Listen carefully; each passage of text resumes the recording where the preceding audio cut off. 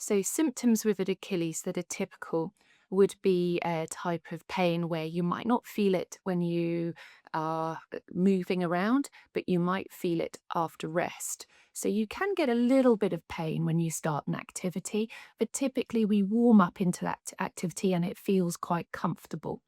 We could complete that whole activity with minimal amount of pain, or sometimes it might come back nearer the end telling us that we've pushed our luck a little bit. This is a quite common thing that I get told to by patients is that, oh, it's not the running or it's not the tennis that I do that's a problem because I don't have any pain when I do that. So I can keep doing that. It's more what happens after I've sat down for a while and then I get up and start moving and I feel like I'm walking like an older person. Or it's first thing the next morning when it feels quite stiff and like I can't really move my foot so much, or I get more pain the next day when I try and walk upstairs or downstairs or go up inclines or declines. These are the sorts of symptoms we're looking at trying to settle. So, the idea is the right amount of activity means that your symptoms are such a low level that you could complete the rest of your day without having to modify it. And you could still do your rehabilitation exercises, which tend to be more strength based. So, all of our information on different types of strength exercises can be found below, and these are individual to every single patient.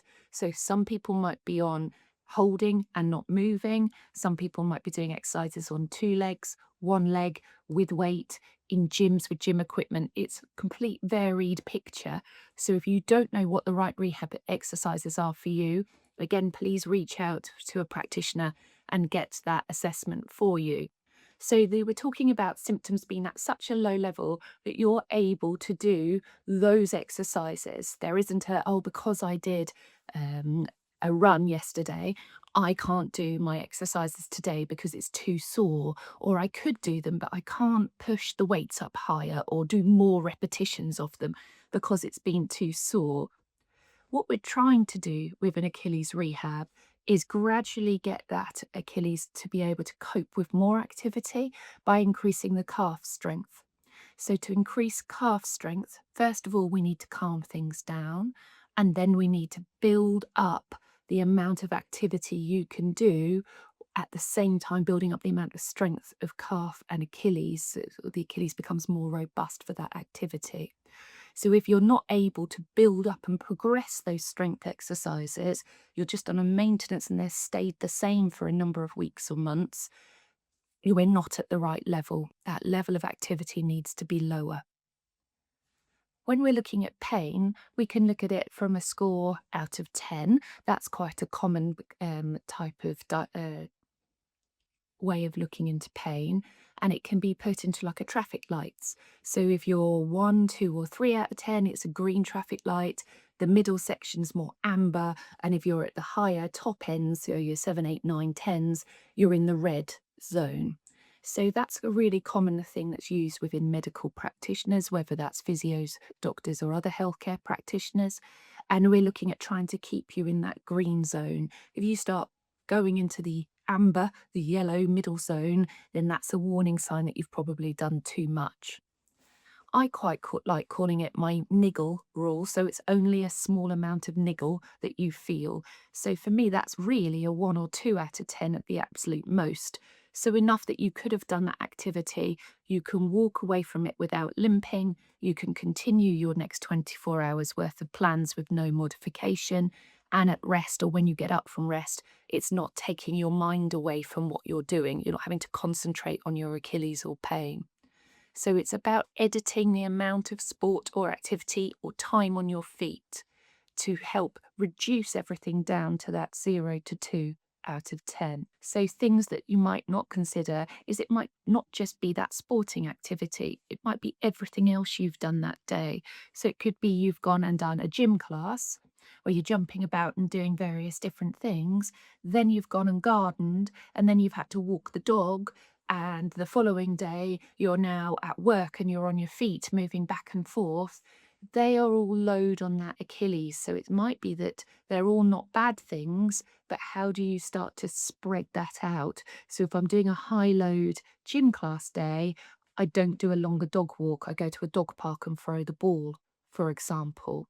If I've got a big day at work the next day where I'm going to be on my feet, could I change the day before and the day after to make them more lower impact or low step count days? Another nice comparison point when we're looking at symptoms is to compare it to the week before.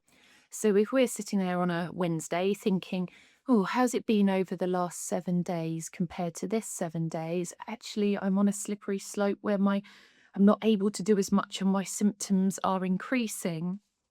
Then you're on a bit of a sign that you're doing too much activity at the moment. If everything's on a bit of an even keel and you're able to cope with that 0 to 2 out of 10 pain or less than that, brilliant, you're on the right amount of activity. Or equally, if your pain was really awful last week and it's starting to improve and you can do a bit more, it shows you're on the right track of editing that activity and changing it. So comparing one week to the next is really, really useful. Comparing that 24-hour pattern after a particular activity.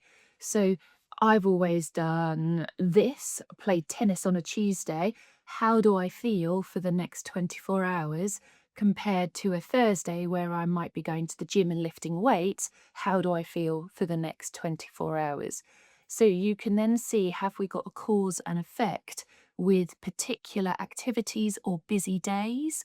And it might be that you need to look back if you've got activity watches or something that measures your step counts. Ah, was it a higher day that meant that my next day was more problematic?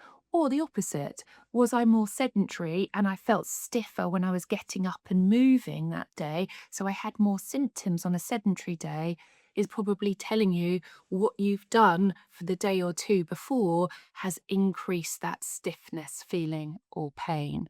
So it's a comparison of those two things. The final thing with symptoms to consider is how long it's taken you to recover after doing something that might have aggravated it.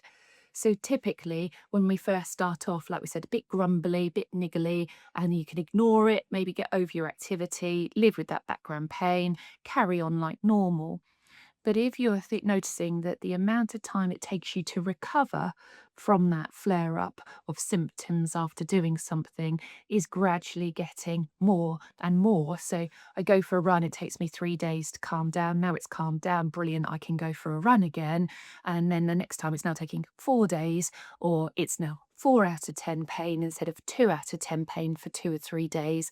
That recovery time, again, on that slippery slope, indication that things are too much. So we need to edit and reduce. This doesn't mean stopping. This is all about relative rest. And again, we've got more information on that. But we're looking at how can you edit? So instead of doing sprints or interval trainings or hill reps, can I just continue running on the flat? Instead of doing all of my runs in a week, can I cross train for some of them on a bike or in a pool or on a cross trainer? In a gym class, can I do the lower impact versions instead of the higher impact version, or a mixture? I'll do the high impact for this interval, then my rest period, then a lower impact, then my rest period, then my higher impact again. What is it with you that you can edit, and what is non-negotiable? You can't just stop work. You might have to keep your step count higher.